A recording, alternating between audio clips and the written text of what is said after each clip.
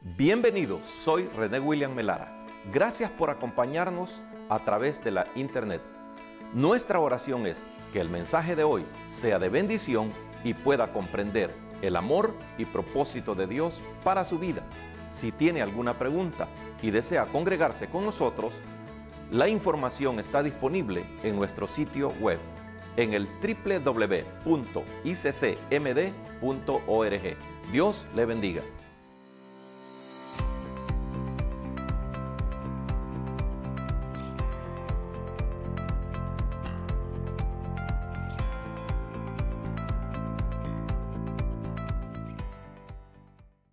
Bueno, hermano, vaya al Evangelio de Mateo en el capítulo 26.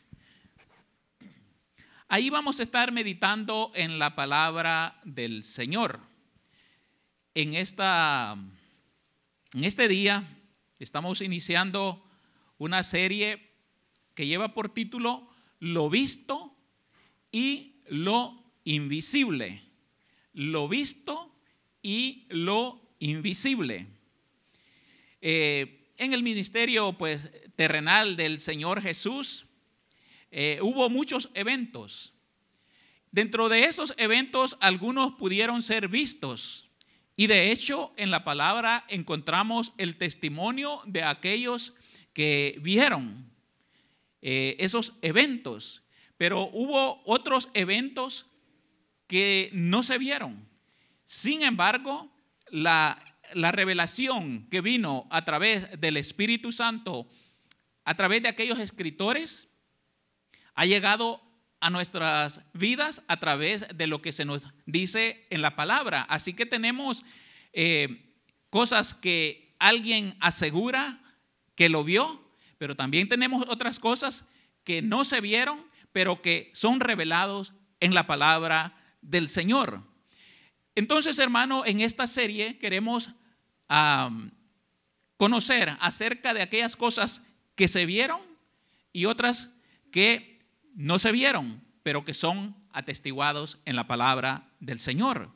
Y hoy vamos a comenzar con un evento que se vio y que lo han atestiguado los escritores de los evangelios. Los 4 evangelios dan testimonio de este evento.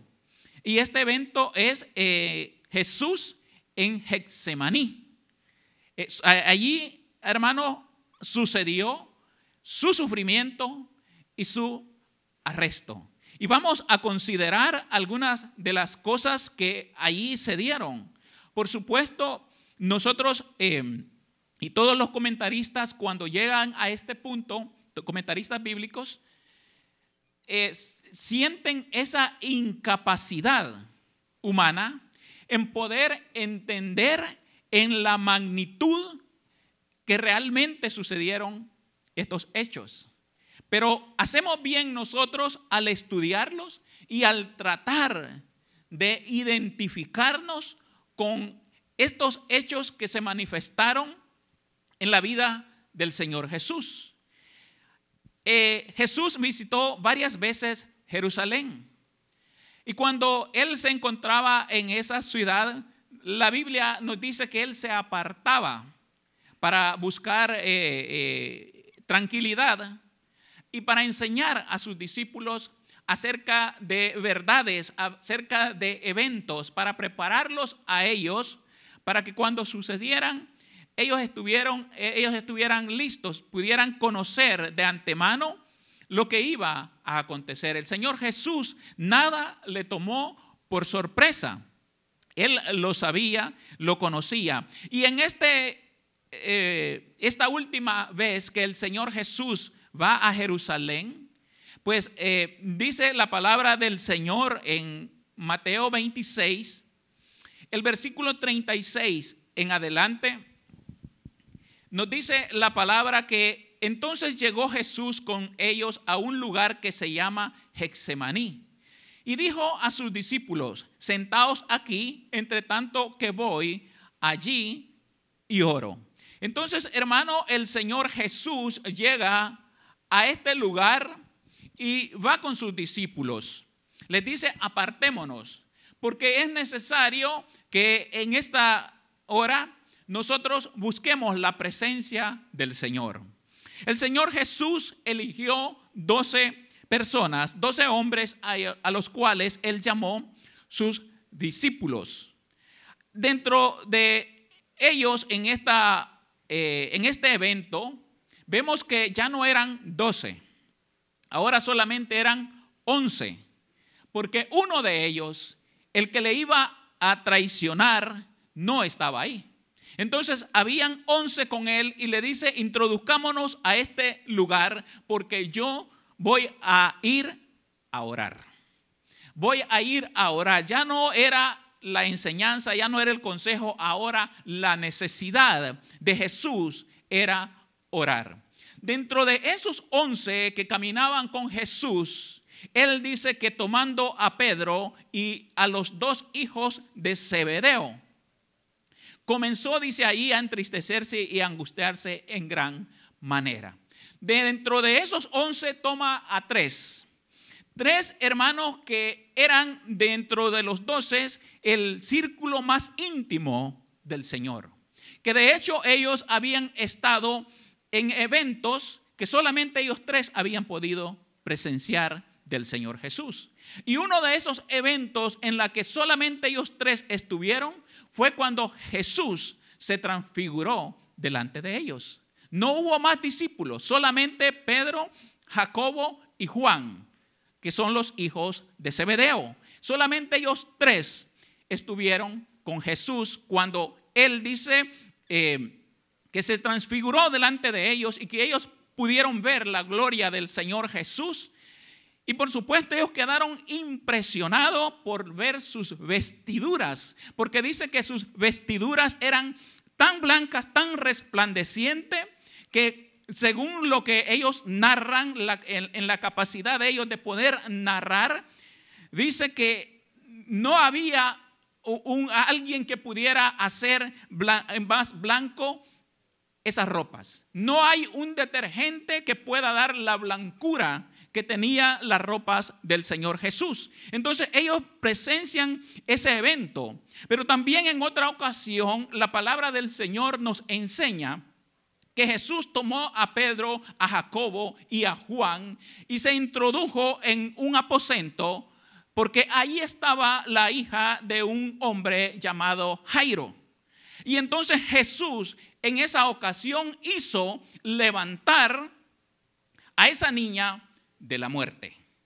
Usted recordará que dice que los demás, cuando Jesús dijo, la niña no está muerta, solo duerme, dice que los que estaban ahí consolando a la familia se burlaban. Pero Él dice que tomó a estos 3 hombres y los llevó adentro junto con Jairo y su esposa para que presenciaran el poder que había en Él aún sobre la muerte. Y en el aprendizaje que obtuvieron los discípulos, también ellos pudieron ver muchos milagros, muchas maravillas, el poder de Jesús que actuaba en beneficio de la humanidad. Y hasta el día de hoy, ese poder no ha cambiado porque nosotros hemos y somos testigos de la experiencia vivida en lo que Dios ha hecho con cada uno de nosotros. Los milagros, las maravillas que Él ha hecho. Pero eso maravilloso de Jesús parece que en este momento cambia todo. Porque no los lleva a ver ese poder, no los lleva a ver esa gloria, sino que los lleva a ver su humanidad. Lo lleva a ver la tristeza, la angustia que había en el corazón de Jesús. Dice el versículo 37, tomando a Pedro y a los 2 hijos de Zebedeo, comenzó a entristecerse y a angustiarse. Y el escritor pues dice ahí en gran manera. Es decir, la angustia de Jesús era grande, no era algo pequeño, porque lo enfatiza. Y Él les confiesa Él muestra su angustia, pero también como eran sus discípulos, eran sus cercanos, eran los que habían estado con él, él les abre su corazón y les dice: mi alma está muy triste hasta la muerte. Quedaos aquí y velad conmigo. Jesús, hermano, abre todo su corazón para que esos discípulos pudieran conocer también la parte dolorosa de Jesús. Él les dice: mi alma está muy triste hasta la muerte. La tristeza del Señor Jesús, ustedes en todo lo anterior, el ministerio de Jesús, no escucha unas palabras como esa, de dolor, de angustia, de tristeza, sino hasta este momento en que Él dice: mi alma está muy triste, quédense conmigo, con un propósito, para que velen y para que oren conmigo. Nosotros tenemos muchas amistades, pero ciertos hermanos son más cercanos a nosotros. Simpatizamos más, confiamos más, nos relacionamos más. Y por supuesto, es bonito cuando le dicen a uno, como invitado a algún evento, alguna fiesta, los anfitriones dicen: bueno, mire, hermano, el agasajado o la agasajada es mi hija, y ella quiso que usted estuviera aquí. Entonces uno se siente importante porque fue tomado en cuenta y uno asiste con mucha alegría. Pero ¿qué sucede cuando le dicen: hermano, estoy pasando una enorme tristeza, una gran dificultad, y usted es mi cercano y espero que me ayude? Allí cambia. Allí esto es diferente, porque estar en las alegrías, en la victoria, pues cualquiera puede estar, aunque no esté invitado, se une. Pero cuando estamos tristes, cuando estamos angustiados, cuando necesitamos, como decimos, ese hombro donde recostarnos y tener un poco de paz, allí es donde muy pocos se prestan. Cuando se nos dice: ayúdeme, porque estoy pasando en una grande tristeza, en una grande dificultad. Los discípulos, ellos habían jurado fidelidad a Jesús. Le habían dicho que iban a estar con él. Aún uno de ellos, llamado Pedro, dijo: aunque todos se escandalicen, yo no. Yo voy a ir contigo hasta la muerte, hasta mi vida estoy dispuesto a poner por ti. Jesús quería que estuvieran con él para que oraran, para que velaran. Y según el relato bíblico, él regresó una hora después que los había dejado. ¿Y cómo los encontró? Y si hubiéramos sido nosotros, ¿habría sido diferente? No, nosotros en 5 minutos hubiera regresado y hasta roncando hubiéramos estado. Porque la humanidad, el cansancio, aunque había sinceridad en ellos, aunque a veces hay sinceridad en nosotros, pero ¿sabe qué? Nosotros no conocemos la maldad de nuestro corazón. No sabemos, hermano, cuán difícil es luchar contra los deseos de la carne. Por eso Jesús les está diciendo a sus discípulos: velen y oren. Así que cuando el consejo viene para nuestras vidas, que debemos de velar y orar, no es, amado hermano, porque el Señor necesite adoración, que nosotros estemos de rodillas, es porque nosotros estamos necesitados de conocerle a Él. Estos discípulos estaban necesitados de conocerse a ellos mismos, de ver su debilidad. Jesús los estaba viendo que lo iban a traicionar. Les dicen: la medicina es velar y orar. Y eso hasta el día de hoy no cambia. No ha cambiado, pero Jesús sabía lo que había en el corazón y sabe lo que hay en el corazón de cada uno de nosotros, que somos incapaces de poder luchar. Jesús sabía que Él se iba a quedar solo. Sin embargo, lo lleva con Él, para que ellos también puedan darse cuenta de su incapacidad. Hermanos, nosotros no debemos de ser pretenciosos en lo que hasta el día de hoy, si es que hemos mejorado un poco. Porque si lo hemos hecho, no ha sido por nuestras fuerzas, ha sido por la bondad de Dios.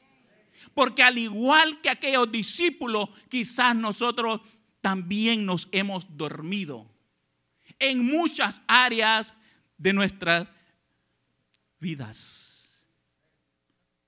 El versículo 39 dice que yendo un poco adelante, se postró sobre su rostro, orando y diciendo: Padre mío, si es posible, pasa de mí esta copa, pero no sea como yo quiero, sino como tú. Él había ido a orar, a hablar con su Padre. Y en su oración él dice: Padre mío, si quiere que pase esta copa de mí. La copa tiene, en un sentido figurado, tiene dos significados que son contrarios. Primeramente, la copa significa bendición. Bendición. En muchos pasajes se relaciona la copa con la bendición. En el Salmo 16, versículo 5, dice la palabra: Jehová es la porción de mi herencia y de mi copa. Tú sustentas mi suerte. ¿Qué hay en esa copa? Hay bendición para mi vida. Jehová es la bendición para mi vida. Salmo 23, 5 dice: aderezas mesa delante de mí en presencia de mis angustiadores. Unges mi cabeza con aceite. Mi copa está rebosando. Un sinónimo de abundancia, un sinónimo de alegría, porque decimos a veces: estoy rebosando de alegría, de contentamiento. ¿Por qué? Porque han acontecido muchas cosas que han sido para mi beneficio. Entonces yo estoy contento. Pues la Biblia relaciona en ese sentido de bendición la copa. Pero hay otro significado que le decía que es contrario. Y ese significado es de ira divina. Ira divina. Y en Salmo 11, versículo 6 dice: sobre los malos harás llover calamidades, fuego, azufre y viento abrasador será la porción del cáliz de ellos. El cáliz es la copa. Y entonces en esa copa la ira se manifiesta en calamidades, en fuego, azufre y viento abrasador. Esa dice que es la porción que el Señor va a derramar sobre los malos. En el Salmo 75, versículo 8 dice: porque el cáliz está en la mano de Jehová, y el vino está fermentado, lleno de mistura, y él derrama del mismo, hasta el fondo lo apurarán, y lo beberán todos los impíos de la tierra. Aquí no se escapa ninguno. Aquí no es si yo quiero.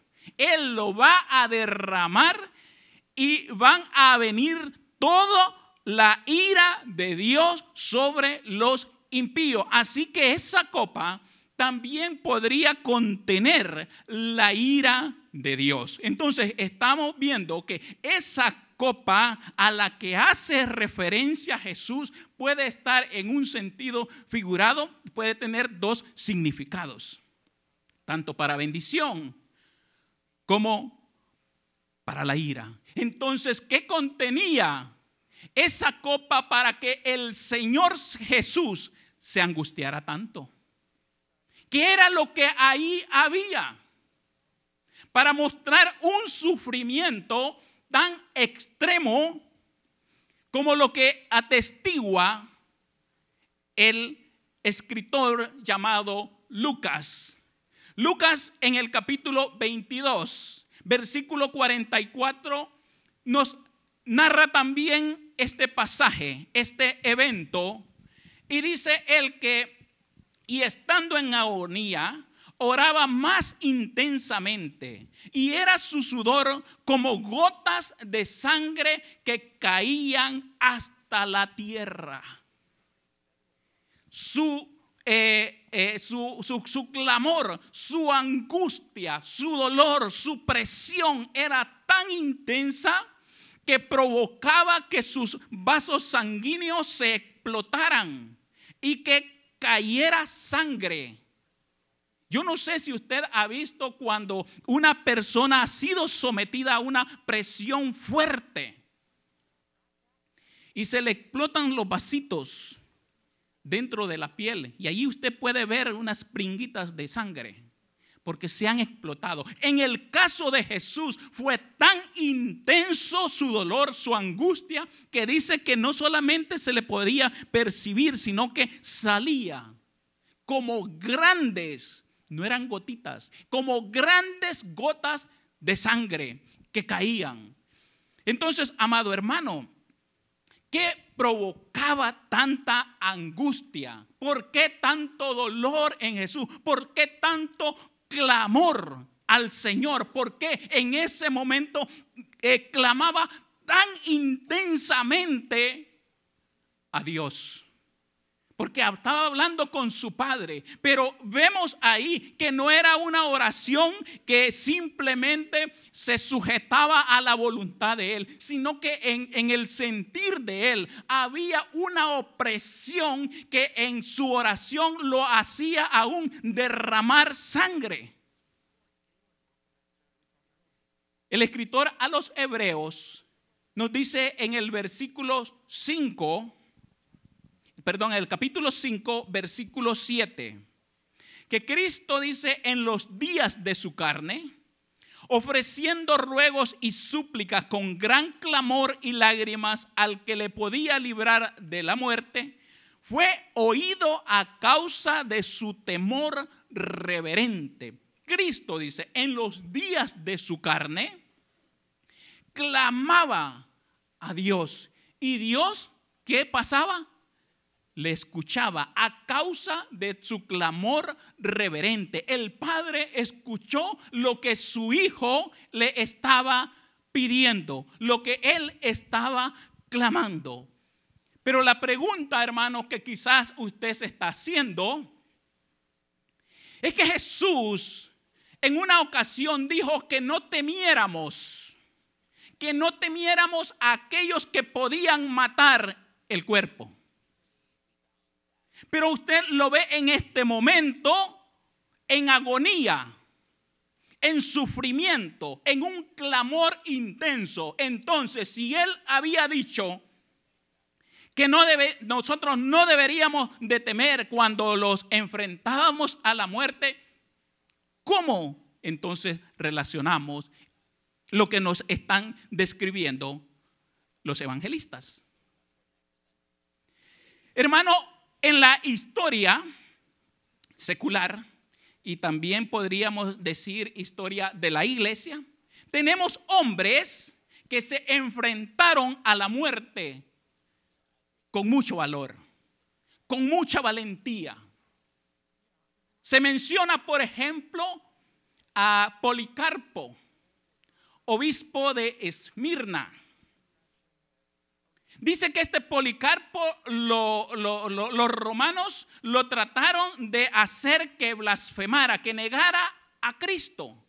Lo amenazaron con meterlo a las jaulas con fieras salvajes para que fuera devorado. Lo amenazaron con quemarlo. Le dieron la oportunidad que negara a Cristo y lo iban a dejar libre.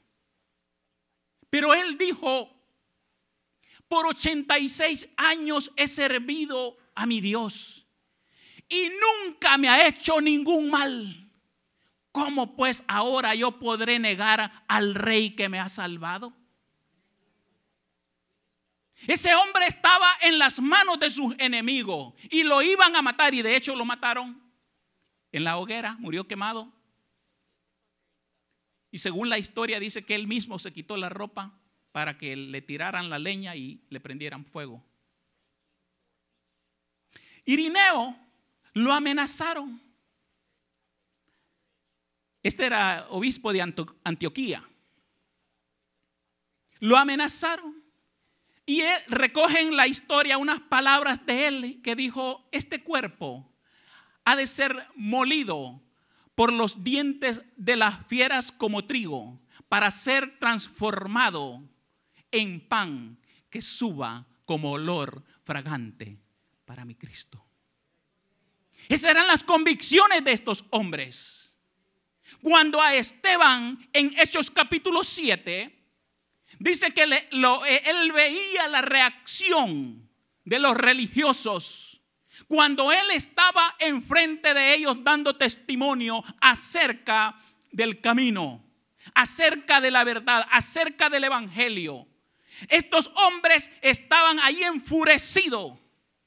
Pero ¿sabe qué? Este hombre dice que no se amilanó. Esteban dijo: veo los cielos abiertos. Él pudo contemplar al Cristo. Entonces, amados, si estos hombres pudieron enfrentar la muerte con valor, entonces, y si Jesús también dijo que no temiéramos a la muerte, a los que podían matar el cuerpo, entonces, hermano, Jesús no estaba temiendo a la muerte. No era ese su temor era la copa. No era su muerte en sí la que le hacía poner tan triste. Porque cuando hablamos de la muerte de Jesús, no es cualquier muerte. No es como la que usted y yo podemos experimentar. Porque no estamos hablando simplemente de la separación del alma y del cuerpo. No se está hablando simplemente de eso. Se está hablando, y Jesús está diciendo él, que hay una copa que lo angustia. Y lo que él pide: si quiere, pasa de mí esta copa, pero no se haga como yo quiero, sino como tú. Segunda de Corintios capítulo 5 nos dice: al que no conoció pecado, por nosotros lo hizo pecado, para que nosotros fuésemos hechos justicia de Dios en él. Al puro, al santo, al limpio, al sublime, al que no se le halló engaño en su boca, a ese se le estaba dando a beber una copa que contenía adulterio, que contenía fornicación, que contenía asesinato, que contenía abortos, que contenía blasfemias. ¿De quiénes? De nosotros. Él bebió esa copa para pagar por cada uno de nosotros. El dolor que él sentía no era de la muerte, sino de la contaminación que iba a resultar al ofrecerse él en sacrificio por cada uno de nosotros. Y lo que nos enseña que así como él tuvo ese dolor de poder experimentar el pecado, cada uno de nosotros debería de sentir lo mismo. Porque si nos deleitamos hasta ahora en el pecado, es porque no estamos viviendo en el Espíritu. Es porque estamos menospreciando lo que Jesús nos está enseñando. Es porque no hemos comprendido el dolor, el precio de nuestra salvación. Y cada uno de nosotros debe de entender, hermano, cuánto Jesús hizo para darnos redención, para darnos esperanza. Si en esta hora nosotros nos hemos gozado, si en esta hora nosotros hemos sentido la presencia de Dios en nuestra vida, fue Cristo el que propició eso. Es Cristo el que pagó el precio para nosotros tener comunión con nuestro Dios. Él es nuestro Redentor. Porque la tristeza de Jesús consistía que cuando Él tomara nuestros pecados, Él se iba a separar de su Padre. Porque la paga del pecado es muerte. El dolor de Cristo es esa separación que se produjo entre Él y su Padre. El anhelo de Jesús era volver, le dice en Juan capítulo 17, a compartir esa gloria que experimentaban antes de que el mundo fuese. El deseo de él era poder estar con su Padre, pero ahora tenía que pasar, tenía que tomar las culpas nuestras. Y eso, amado hermano, tenía que haber una separación. Dios, el Padre, no podía estar con él. Padre, ¿por qué me has desamparado? La causa está llevando el pecado de la humanidad. Padre mío, si quieres pasa de mí esta copa, pero no sea como yo quiero, sino como tú. Señor, ¿hay alguna posibilidad de que esto no sea así? ¿Hay otra solución? La respuesta fue no, no la hay.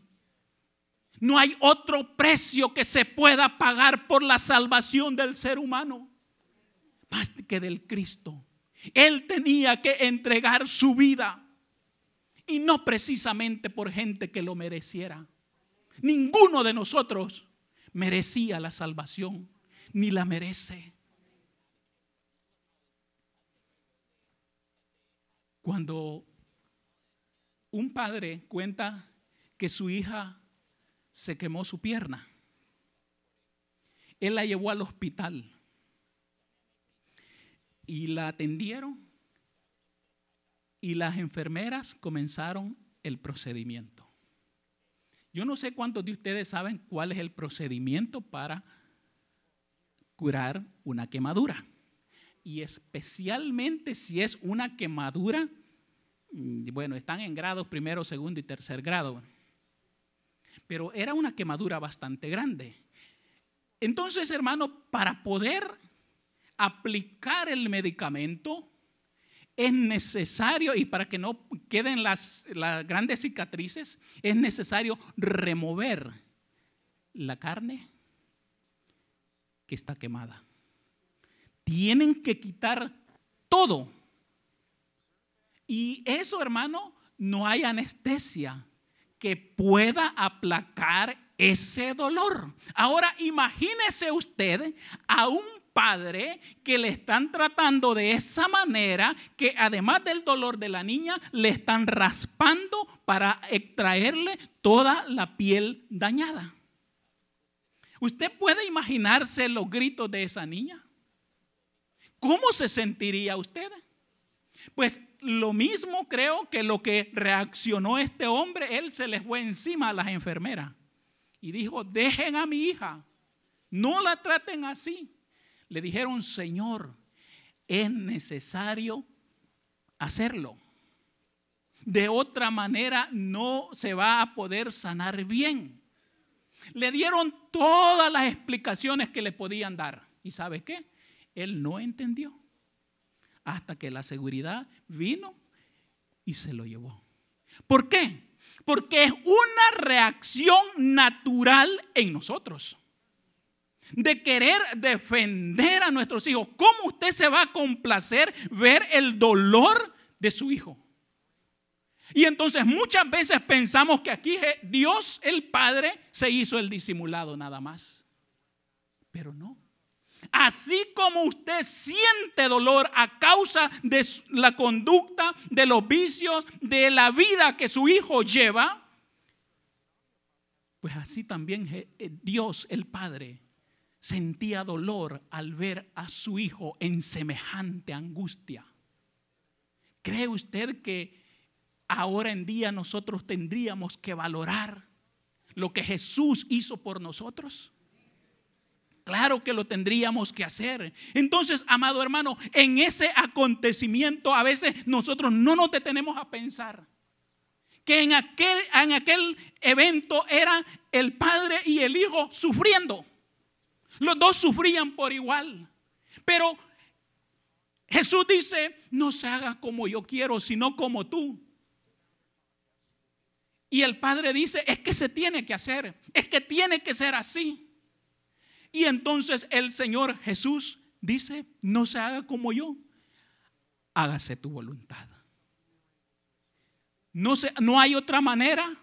No se encontró a nadie más, como dice Juan en el libro de Apocalipsis, que no había nadie que pudiera abrir aquel libro. Y dice que él lloraba, dice Juan.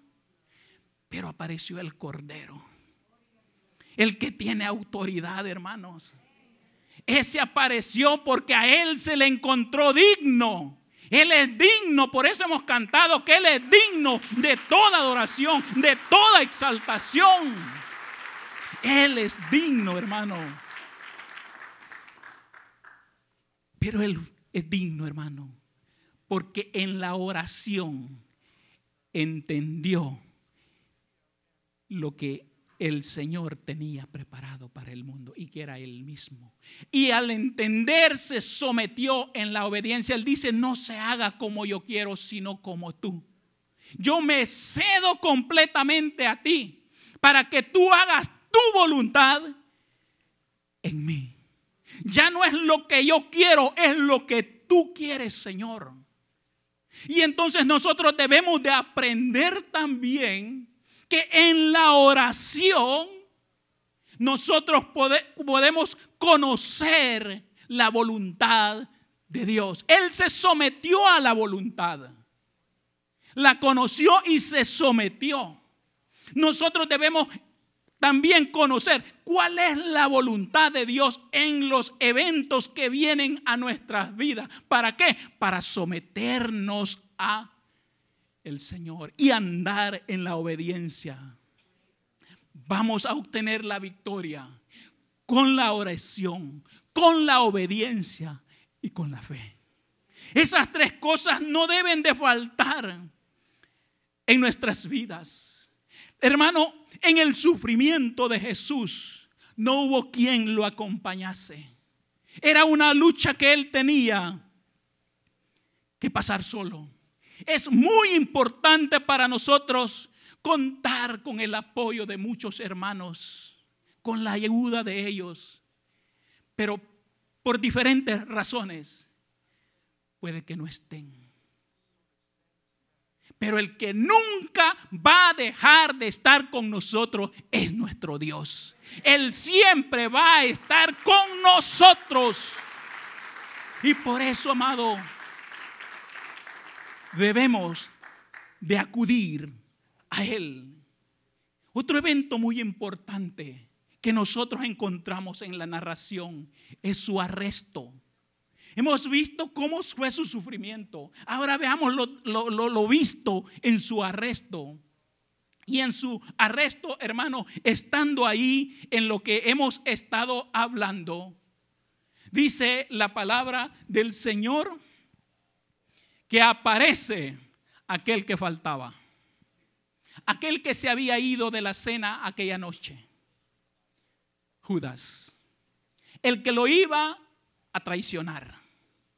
Por supuesto, el Señor, como conocedor de todas las cosas, sabía que ese hombre iba a regresar.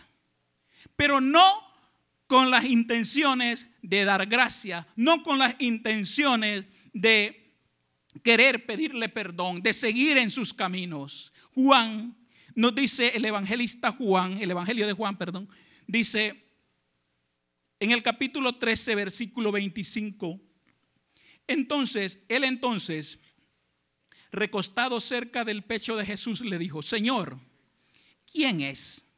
Quería saber quién era el que lo iba a traicionar, porque Jesús les había dicho, uno de ustedes me va a traicionar.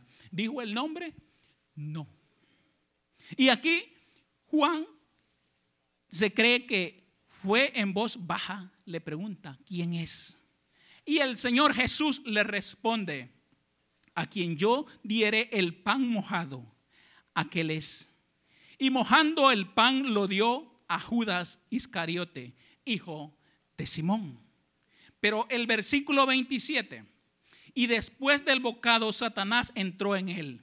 Entonces Jesús le dijo, lo que vas a hacer, hazlo más pronto. Jesús sabía quién lo iba a traicionar, estaba con él, pero no lo desechó. No desechó a Judas.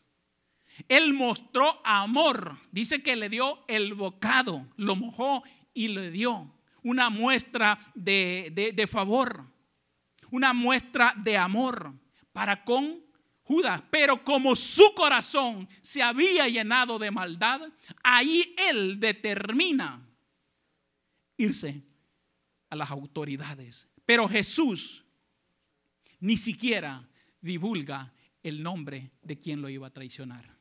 Él no lo avergonzó. No dijo, miren, aquí este fulano me va a traicionar. Porque nosotros si fuéramos, nosotros lo decimos. Yo me he dado cuenta que usted y usted, hermano, ha dicho esto y ha hecho esto. Pero Jesús no. Porque él estaba cuidando del alma de Judas. Pero él nunca lo entendió. Sus intereses eran otros. Entonces, ese sentir que había en él, el enemigo lo aprovecha para sembrar toda maldad en su corazón. Y este Judas va y ofreció entregar al Señor Jesús. Y ahora dice la palabra en el versículo 47 de Mateo siempre, capítulo 26, que mientras todavía hablaba Jesús, vino Judas, uno de los 12, y con él mucha gente con espadas y palos de parte de los principales sacerdotes y de los ancianos del pueblo. Y el que le entregaba le había dado señal diciendo, al que yo besare, ese es, prenderle. Habían venido para atrapar a Jesús, y el que iba a la cabeza de ese grupo era uno que había andado con Jesús. El que conocía con anterioridad que Jesús iba a ese lugar a orar. Conocía el lugar donde Jesús se movía. Entonces, él va a la cabeza. ¿Cuál era el sentir o qué lo había hecho, lo movía a Judas? Pues no lo sabemos. ¿Por qué esa traición? ¿Por qué, hermano, Judas se presta al juego del enemigo? La única ocasión en que encontramos a Judas al frente de una multitud es en esta ocasión. Liderando a gente malvada. ¿Quería ser un líder? Pues quizás. Y si eso era lo que quería, ahí está el momento. Ahí está la oportunidad y lo logró. Ser un líder. Pero no un líder puesto por Dios. Lo que a mí me interesa no debe de ser dónde yo estoy, sino quién me ha puesto ahí. Porque si me ha puesto Dios, a Él me debo. Mi trato es con Él. Todo lo que hago es para Él. Pero si no me ha puesto Él, aunque yo pretenda, pero no soy agradable delante de Él. Así es que en mi obediencia yo me pongo en las manos de Él para que Él haga de mí como Él quiera. Me ponga donde Él quiera. Nunca debemos de estar buscando estar sobre otros. Debemos de buscar estar bajo la voluntad de Dios. Gloria al Señor. Gloria a Dios. Ahora este Judas utiliza un símbolo de amor, un símbolo de aprecio, un símbolo de amistad, lo toma y, como dicen los comentaristas, para prostituirlo. Porque con el beso o los besos que le dio al maestro, no le estaba expresando su gratitud, no le estaba expresando su admiración, no le estaba expresando amor. Estaba dando una señal para sus enemigos, para decirle, este es. Pero a Jesús no le sorprende nada de eso. No le sorprende nada. Él ya sabía que lo iba a traicionar, y de hecho en el Evangelio de Juan encontramos que él dice que el Señor Jesús se adelantó y dijo, ¿a quién buscan? Y cuando dijeron que a él lo buscaban, dijo, yo soy. Él se puso al frente. Él no estaba, hermano, intimidado a causa de ellos. Entonces Judas va y entrega al Señor Jesús. Pero habían, hermano, ahí también aquellas personas que le habían jurado fidelidad a Jesús. Ahí estaba Pedro. Y dice la palabra del Señor que Pedrito, como le había dicho, estoy dispuesto a ir contigo hasta la muerte. Saca la espada y le vuela la oreja a uno de ellos. Por supuesto que el objetivo no era la oreja. Le pegó ahí por la intervención divina. Pero su objetivo no era ese. Dice Juan capítulo 18, versículo 10. Entonces Simón Pedro, que tenía una espada, la desenvainó e hirió al siervo del sumo sacerdote y le cortó la oreja derecha. Y el siervo se llamaba Malco. Pero vea, hermano, aquellos habían venido con palos, con espadas. La reacción de Pedro es pagarles con la misma moneda. Entonces Jesús le dijo, vuelve tu espada a su lugar, porque todos los que tomen espada, a espada perecerán. Yo no soy igual que ellos. Vuelve tu espada a su lugar. El evangelio no va a prosperar por la fuerza. El evangelio nunca se debe de imponer. El evangelio se debe de predicar, y el Espíritu Santo hace la obra en el corazón de las personas. Pero el evangelio nunca va a ser una imposición. Jesús quiso que nosotros entendiéramos de esa manera. Y es más, Lucas, el médico, nos atestigua diciendo en el capítulo 22, versículo 51. Entonces respondiendo Jesús dijo, basta ya, dejad. Y tocando su oreja, la sanó. Aquí no ha pasado nada. Yo no me voy a defender con espadas, porque mi reino, dijo él, no es de este mundo. Y si yo quisiera defenderme, yo pediría a mi Padre y Él me daría 12 legiones. Pero como no, mi pleito no es con esas personas. La victoria que yo voy a obtener no es contra esas personas. La victoria, hermanos, que nosotros peleamos en la tierra no es con sangre, no es con carne, sino con huestes espirituales de maldad. Y por supuesto, el Señor Jesús nos ha capacitado. Aunque nosotros no podamos ver a nuestro adversario, podemos ver la manifestación, pero a él no lo podemos ver. Pero aunque no lo podamos ver, el Señor Jesús nos da las armas. Dice 2 de Corintios capítulo 10, en el versículo 4. Porque las armas de nuestra milicia no son carnales, sino poderosas en Dios para la destrucción de fortaleza. Las armas que Dios nos ha dado son poderosas. La pregunta es, ¿las tenemos? ¿Las estamos usando? ¿O estamos como Pedro, queriéndole volar la cabeza a medio mundo? No, el Señor, ¿cuál es la fortaleza que se le ha levantado a usted? ¿Cuál es?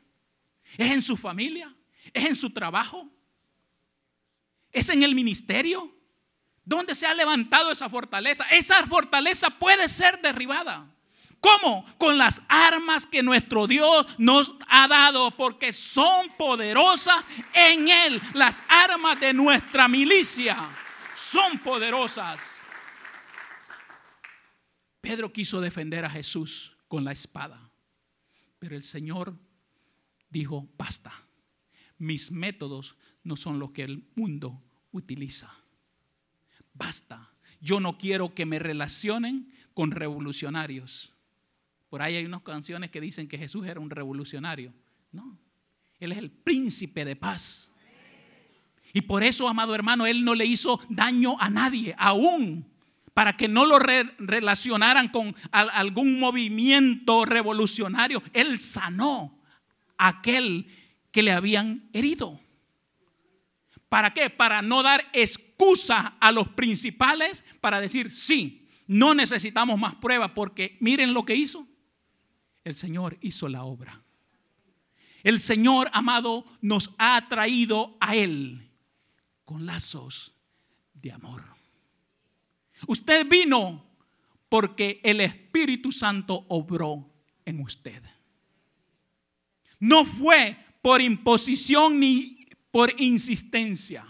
Y si hoy hay alguien que quiere venir a Cristo, venga, porque el Espíritu Santo ha hablado a su vida, y no porque alguien lo está obligando, y no por querer complacer a otro ser humano. El único que debemos tratar de complacer es a Cristo Jesús. Así que entreguémosle nuestra vida a Él, porque Él nos trajo con su amor, con su misericordia, a su presencia. Confiamos que el mensaje de hoy haya sido de bendición para su vida. Si tiene alguna pregunta o desea información de nuestras actividades y cultos, visite nuestro sitio web en el www.iccmd.org. Muchas bendiciones.